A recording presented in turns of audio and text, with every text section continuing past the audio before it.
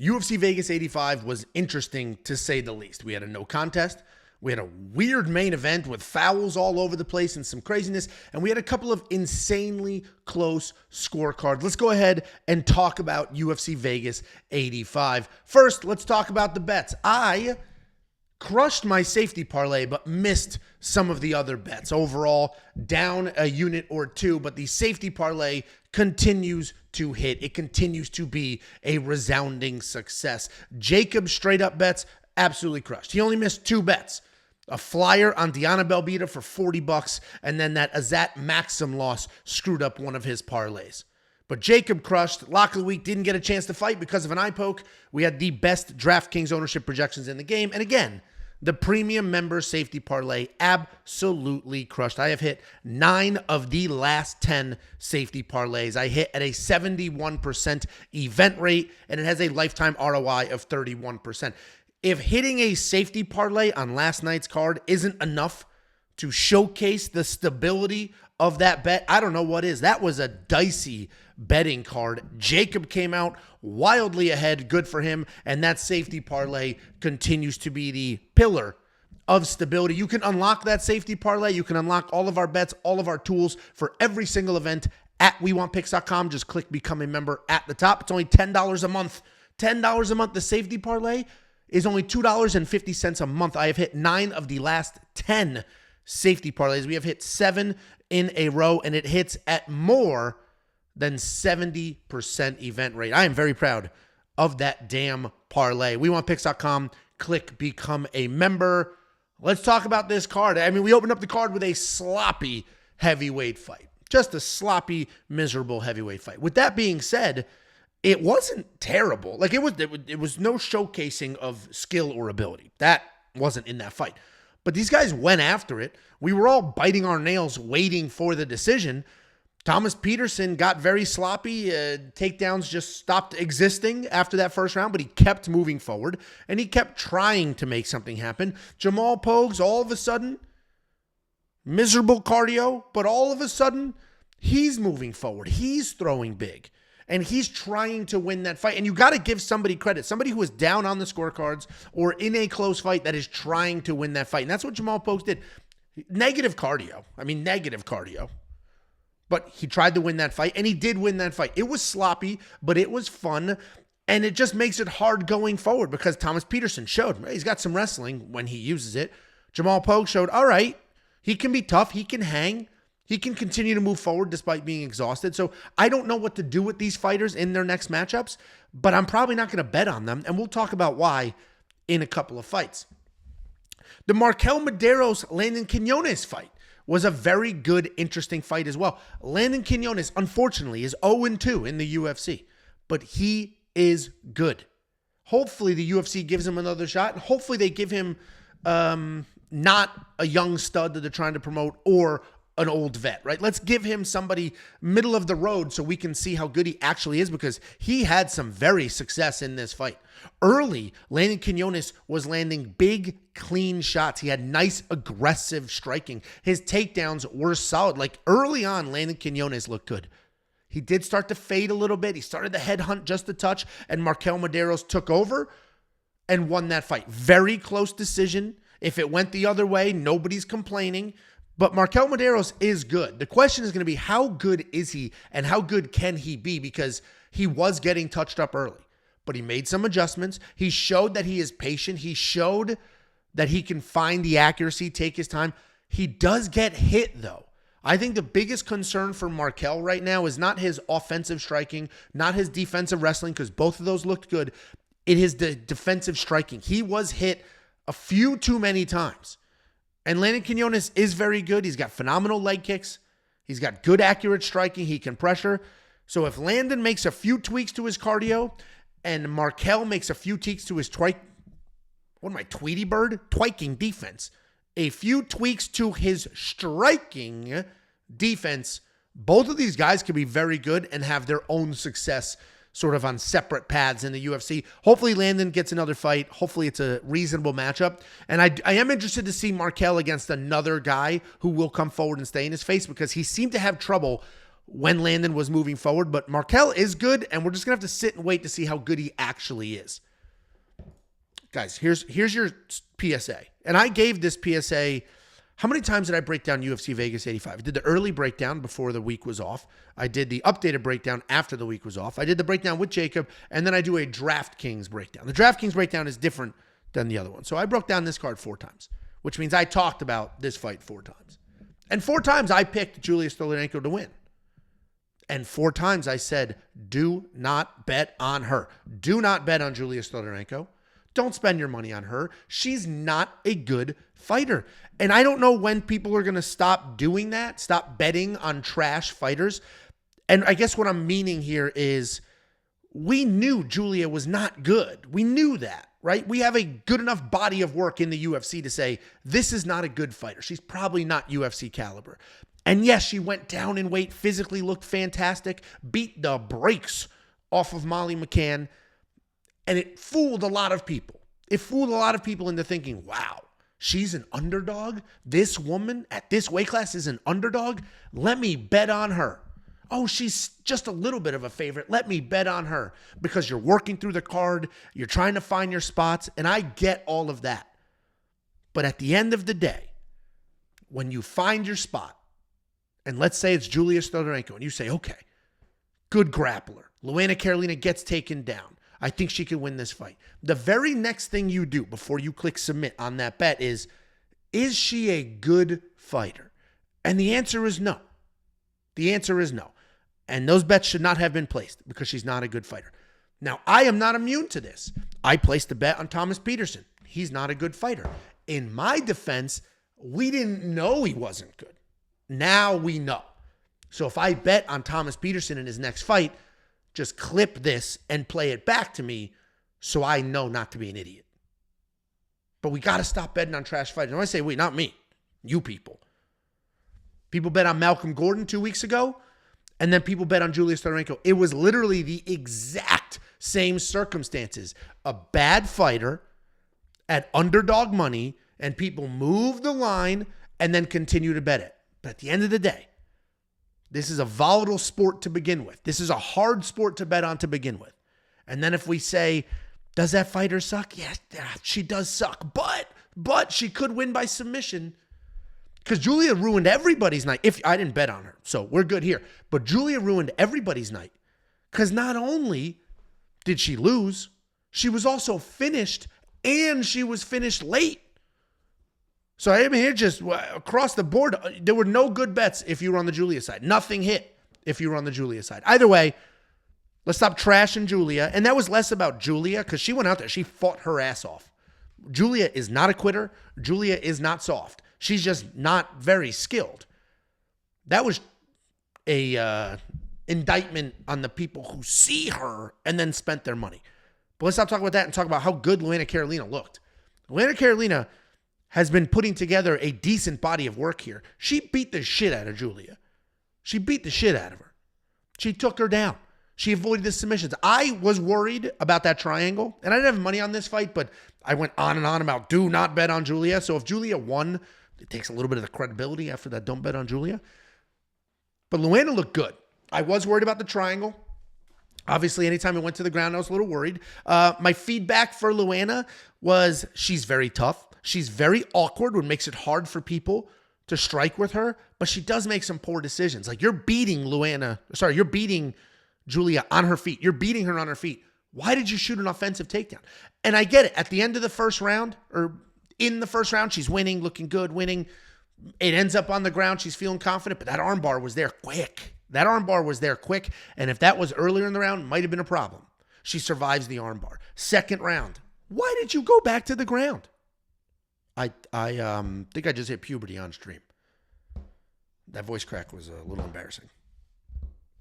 Sorry about that. And this is about as good of a beard as I'm going to grow. So I actually could use some puberty right now. I wouldn't mind a good beard.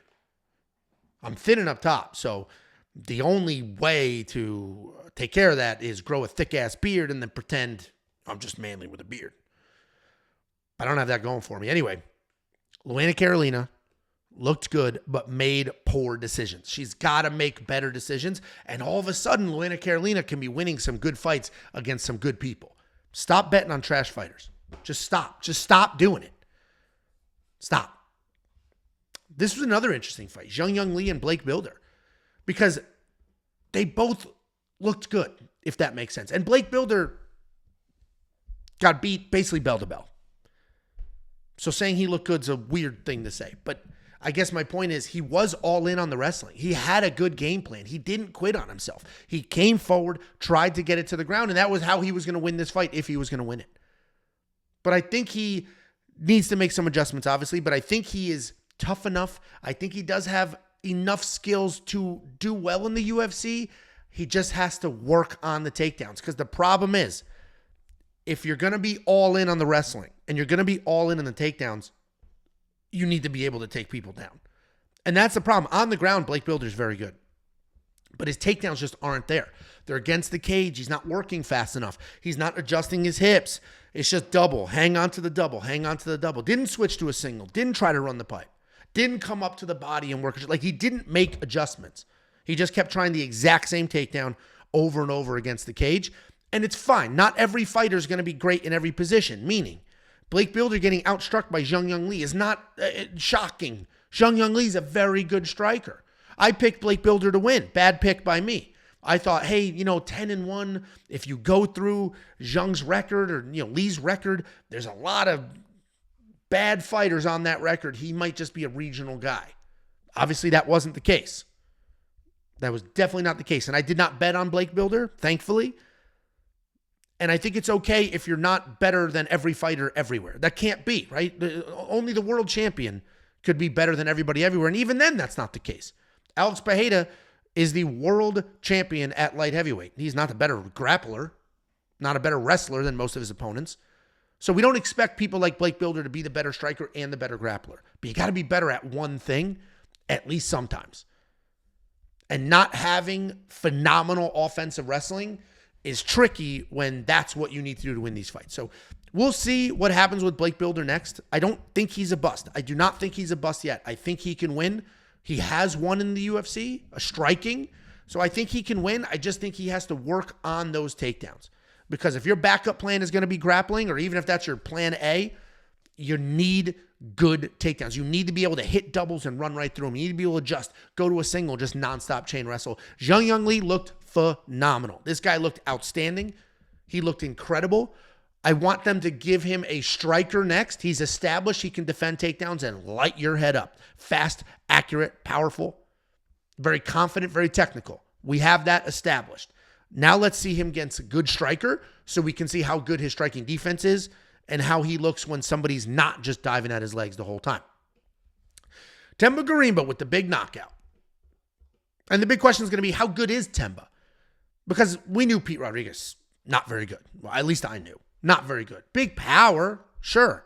But that's a regional guy. That's a guy knocking out everybody at Jim Bob's fight promotion in Bum Dick, Arkansas.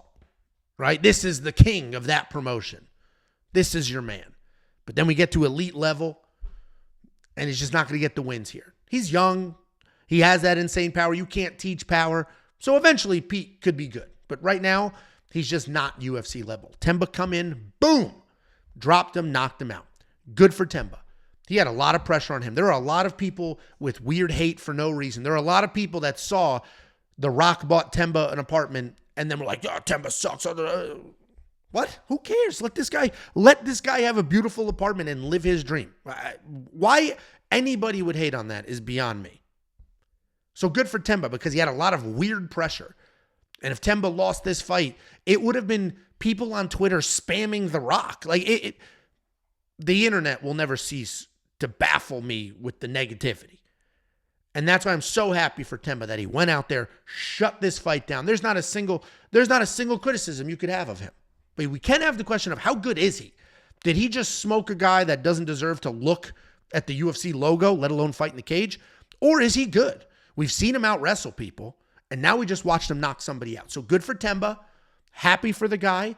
And I do hope that he's the type of guy that, let's give him another couple matchups like this. Let's at least try to see how good he is instead of doing to him what the UFC loves doing to Charles Johnson.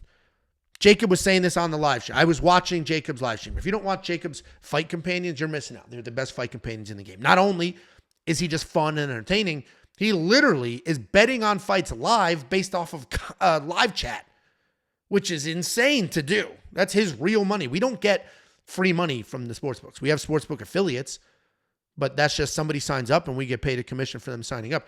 And furthermore, we don't even do a revenue share. When you do commission deals or when you do deals with affiliates like sportsbooks, they will offer you a revenue share. They'll say, hey, we'll give you 20% of the net revenue. But that includes wins and losses, meaning if somebody loses their bet, let's say they bet $100, they lost the whole thing, you can make 20. But if they bet $100 and they won 500, you could run a negative balance. So when they offered us those deals, we converted everything to CPA, which is just straight money. You're going to give me straight money, and if our people are winning or losing, doesn't matter. We don't get paid differently. And that's because I didn't want to run a negative balance. Especially people betting the safety parlay, nonstop tailing the safety parlay, I would be running a negative balance. So when we get paid by sportsbooks, it is just a straight up flat fee for every single new sign up. And if you crush them and beat the shit out of them, we don't lose any money. And if you suck, we don't make any money. And that's important to note because Jacob, in his live stream bets, is using his real money in his Bet Online account and betting on fights. People say, oh, do Charles Johnson by submission. And he bets on it with his real money. And then he loses, and he lost his real money. It's not credits. It's none of that bullshit. So if you're not watching Jacob's live streams, watch them. They're a ton of fun, and they're the most interactive streams on the planet. And the reason I'm talking about that is because while watching his live stream, Jacob was like, dude, the UFC hates Charles Johnson. I don't know why the UFC hates Charles Johnson. And he's not wrong. They have given him, other than Jimmy Flick, they have given him really tough, bad matchups. Really tough, bad matchups. Here's Muhammad Makayev. Here's Cody Durden. Here's Azat Maxim. Poor Charles Johnson. And good for him. This was a great win. And what I'll say here as well, before people say Azat Maxim sucks, no, he doesn't. This was a great fight between two very good fighters with incredibly well-rounded skills. I had Azat Maxim in a little bit of a parlay. That parlay broke. And I'm not mad at Azat Maxim. So I don't think it was necessarily a bad bet. Obviously, every losing bet's a bad bet, but I don't necessarily think it was a bad bet, meaning I don't think Azat Maxim's a bust. I don't think we see this and say, Azat sucks. It was a hollow record, 17-0. That was fake. No way. He showed us how good he is. Dude, he dropped Charles Johnson several times early. He almost submitted Charles Johnson several times. He took him down several times. And it's not like he looked good for 2 minutes and then faded. He looked good the whole fight. It was just Charles Johnson that took his game to another level. Like it was like a outer body experience. It was a ghost looking down on himself, controlling him like a video game. All of a sudden, Charles Johnson shooting phenomenal takedowns. All of a sudden, Charles Johnson, unbelievably good on the ground, slick on the feet, making great stuff happen. That was an unbelievable fight. It did win fight of the night. Good job to both of them for getting paid, and neither one of these guys suck. We have a bad habit in MMA of just saying, as soon as somebody loses, this guy sucks. You could say, Azat Maxim ruined my night because I know he was in a lot of parlays, including one of mine. But he fought his ass off. He fought his ass off. He tried to win that fight. And he showcased that he's got very good skills. And that 17-0 record was not hollow. He just ran into a much older, more experienced guy with a fucking insane haircut that was able to survive, rally, and make something on his own happen. Congratulations to both of these guys. That was an incredible fight. And now we got brown belt, Molly McCann. Brown belt, Molly McCann. And she showed it. I mean, she broke that arm. And this is another one of those questions. How good is Molly McCann? She came forward. The striking looked okay. I think the difference in the striking between these two is Deanna Belbita wants the pot shot. Deanna Belbita wants to hang out, just jab, move, jab, move, jab, move. Deanna Belbita also said she was going to retire. Oh, I thought I was retired, and then the UFC offered me this, so I took it. Anytime you hear that, you're like, shit. And I said, don't bet on Molly McCann. I said, she just showed us that she's not a worthy favorite. She was a massive favorite in the last fight and got smoked. I said, don't bet on her. You can't trust her. Bad advice, I guess, because she won this fight start to finish. Frankly, all that retirement talk was after the fact. I mean, she's talking about that in like the press conference and after the weigh-ins. It's like, whoa, you were about to retire? I wish I knew that. But Molly McCann looked good.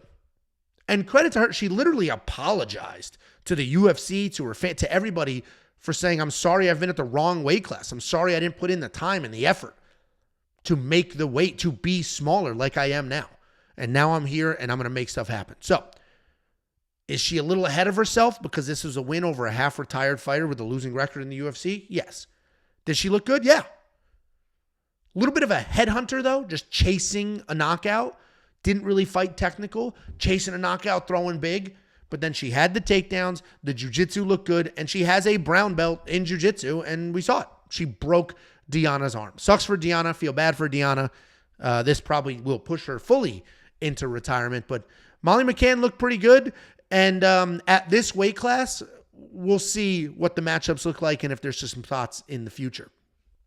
Charlie Radtke is undefeated in the UFC. Charlie Radtke is 2-0 in the UFC.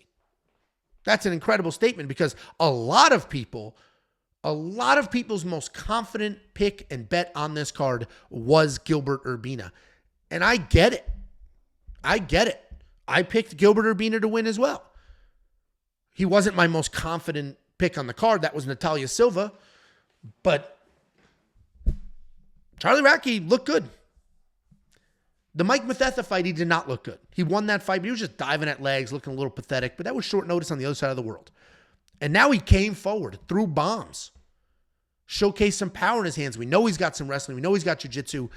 And this is going to be interesting to find out does he look that good? Because in his first fight, he fought a guy with tons of striking, zero grappling. In his second fight, he fought a pretty well-rounded guy that sets a nice pace, but can't back up. Gilbert Urbina cannot back up. He's not a fighter that can fight backwards. And Charlie Radtke only knows forward. So I don't know. We'll find out. But all of a sudden, Charlie Radtke, 2-0 in the UFC. Good for him. Showcased his power, got a good win. And we'll see what the rest of this year looks like for him. Natalia Silva. I mentioned she was my most confident pick on this card. And thank God. My safety parlay was almost Natalia Silva and Azat Maxim. And I was open about this. I talked about this in the breakdowns. And the only reason that wasn't it is because that was my gut pick. When I looked at the slate, I'm like, boom, her and him, done. And then I watched the tape and did the research. I was like, shit, man. Charles Johnson could absolutely win this fight. I'm going to go with Randy Brown instead because Randy Brown's fighting a 40-year-old, and when Randy doesn't play games, he's good. But Natalia was never a question. She was always the most confident pick on this card. And that's not because Vivi sucks, because Vivi's good, and she showed us that she's good in this fight. But Natalia Silva, I think, is top 5 in this division. I think Natalia Silva is that good. And you know what I loved about this fight? Natalia Silva lost that first round and came back, made adjustments, won the next 2 rounds. She had a little bit of adversity. This wasn't the one-sided throbbing. Am I Jacob now? Thumping, walloping, beating, slaughtering. It wasn't that one-sided, just absolute beatdown of a fight. She was in a fight. And Vivi pushed forward and threw and tried to get taken, tried to make something happen. And I'm glad that that's what the fight was. Because we got to see, how does Natalia Silva do with somebody who is tough that stays in her face? And the answer is she does well. She will circle. She will keep you on the outside. She will defend takedowns. Natalia Silva is very good, might quite literally be top 5 in this division. I don't think I want her in a title fight just yet. I think I want to see her against another couple of tough fighters. Give her somebody else that will stay in her face and be tough so that she can get those rounds under her belt so that when she is in a title fight, and she does end up in some precarious positions. I'll give you a minute to Google precarious. In some precarious positions, she knows she can work through that because she has worked through that in previous fights. I think Natalia Silva's top 5. She looked absolutely fantastic, and I am glad that she had a little bit of adversity and lost that first round. Age matters. Randy Brown, one of the reasons I picked Randy Brown in this fight is because of Muslim Salikov's age. That literally was one of the reasons. Because if this was 3 years ago, I don't think I would have had Randy Brown in the safety parlay, and I would have waited. I probably would have done a round line prop. I probably would have done the Tommy Peets, Jamal Pogues over 1.5 would have been the other leg of the safety parlay. But I was like, listen, Randy Brown is good. Sometimes he plays games, he gets like weird confident and does stupid shit. But he is good, and his opponent is 39 years old.